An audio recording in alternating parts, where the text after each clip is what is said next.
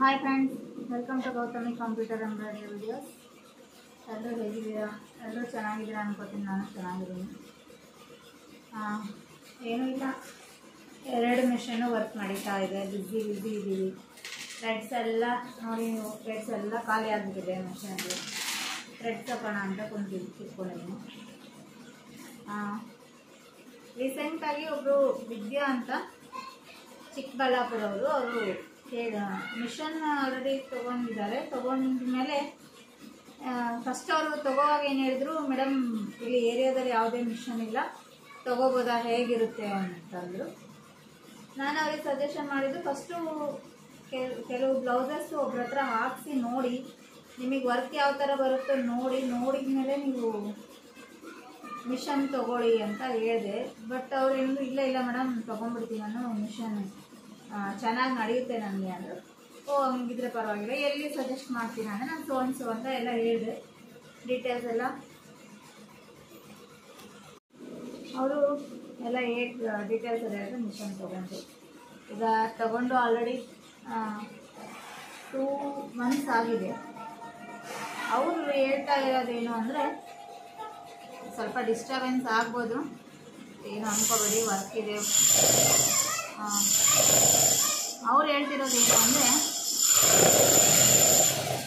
Sorry madam, already ಬೇರೆಯವ್ರನ್ನೂ ತೊಗೊಂಬಂದು ನಾನು mission ತೊಗೊಂಡ್ಮೇಲೆ ನನಗೆ ಭಯ ಆಗ್ತಾಯಿದೆ ಈಗ ಅಂತಂದರು. ನಾನು ಅವ್ರಿಗೆ ಎಲ್ರಿಗೂ ಆ ಥರ ಭಯ ಪಡೋರಿಗೆ ಎಲ್ರಿಗೂ ನಾನು ನೀಡೋ ಎಕ್ಸಾಂಪಲ್ ಏನಂದರೆ, ಆ್ಯಕ್ಚುಲಿ ಇವತ್ತು ನನಗಾಗಿರೋ ಎಕ್ಸ್ಪೀರಿಯೆನ್ಸು.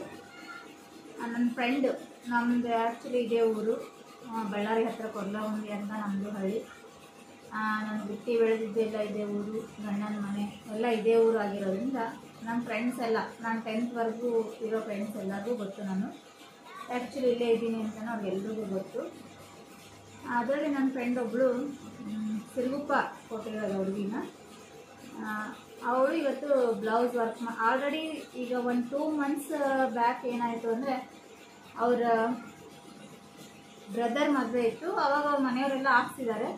ಆವಾಗ ಬಂದು ನೋಡಿದಾಳೆ ಅವಳು. ಆವಾಗ ಗೊತ್ತಾಗಿದೆ ಅವಳಿಗೆ ಈ ಥರ ಮಿಷನ್ ವರ್ಕ್ ಮಾಡ್ತಾ ಇದ್ದೀನಿ ಅಂತ ಎಲ್ಲ. ಆ ಮದುವೆಲೆಲ್ಲ ಅವಳು ಅಲ್ಲೇ ಅವ್ರ ಊರಲ್ಲೇ ಹತ್ರ ಇತ್ತು ಅಂತ ಶಾಪ್ ಅಲ್ಲೇ ಮಾಡಿಸ್ಕೊಂಡಿದ್ದಾಳೆ. ಬಟ್ ಈಗ ಅವ್ರು ಯಾರ್ದೋ ಅವ್ರ ರಿಲೇಟಿವ್ಸ್ ಮದುವೆ ಬಂದಿದೆ ಅಂತೇಳಿ ಪಾಪ ಅವಳು ಅಲ್ಲಿಂದ ಇಲ್ಲಿಗೆ ಬಂದಿದ್ದಾಳೆ ಕೊಡೋದಕ್ಕೆ. ಬಂದಿದ್ದು ಈಗ ಗೊತ್ತಲ್ಲ ಕಾಂಪಿಟೇಷನ್ ಹೇಗಿದೆ ಅಂತ. ಇಲ್ಲಿ ನನ್ನ ಶಾಪ್ ಇರೋದಕ್ಕೆ ಒಂದು ಸ್ವಲ್ಪ ಮುಂದೆ, ನಾನು ಮನೆಯಲ್ಲೇ ಮಾಡ್ತಾ ಇರೋದು, ಶಾಪ್ ಏನಿಲ್ಲ, ಆಲ್ರೆಡಿ ಹೇಳಿದ್ದೀನಿ ನಿಮಗೆ. ಅದಕ್ಕೆ ಸ್ವಲ್ಪ ಮುಂದೆ ಇನ್ನೊಬ್ಬರು ವರ್ಕ್ ಮಾಡ್ತಾರೆ. ಅಲ್ಲಿ ಕೆಳಗಡೆ ಯಾರೋ ಇದ್ದರು ಅಂತೆ, ಅವರು ಸಜೆಸ್ಟ್ ಮಾಡಿದ್ದಾರೆ, ಇಲ್ಲಿ ಮಾಡ್ತಾರೆ ನೋಡಿ, ಇಲ್ಲಿ ಚೆನ್ನಾಗಿದೆ ಅಂತ. ಬಟ್ ಅವಳು ಇಲ್ಲ ನಮ್ಮ ಫ್ರೆಂಡ್ ಹತ್ರ ಮಾಡಿಸ್ಕೋಬೇಕು ಅಂತ ಬಂದಿದ್ದೀನಿ, ಅಲ್ಲೇ ಮಾಡಿಸ್ಕೋತೀನಿ ಅಂತ ಅವಳು ಬಂದಂತೆ. ಅವಳಿಗೆ ವಿಚಾರ ಹೇಳಿದ್ರು.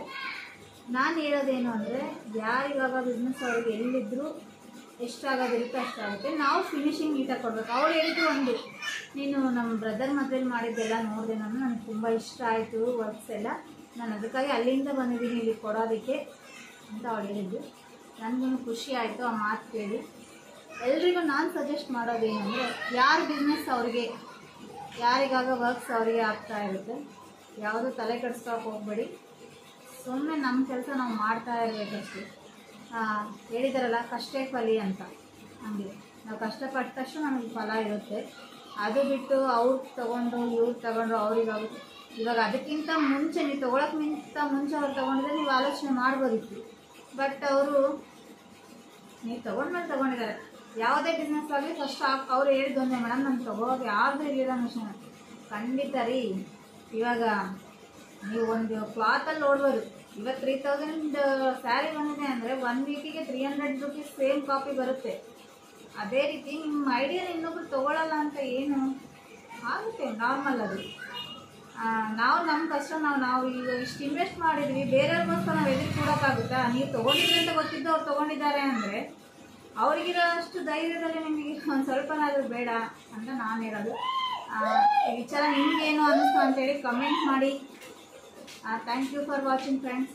ಪ್ಲೀಸ್ ಡೂ ಲೈಕ್, ಇಷ್ಟ ಆದರೆ ಲೈಕ್ ಮಾಡಿ, ಶೇರ್ ಮಾಡಿ, ಸಬ್ಸ್ಕ್ರೈಬ್ ಮಾಡ್ಕೊಳ್ಳಿ. Thank you for watching.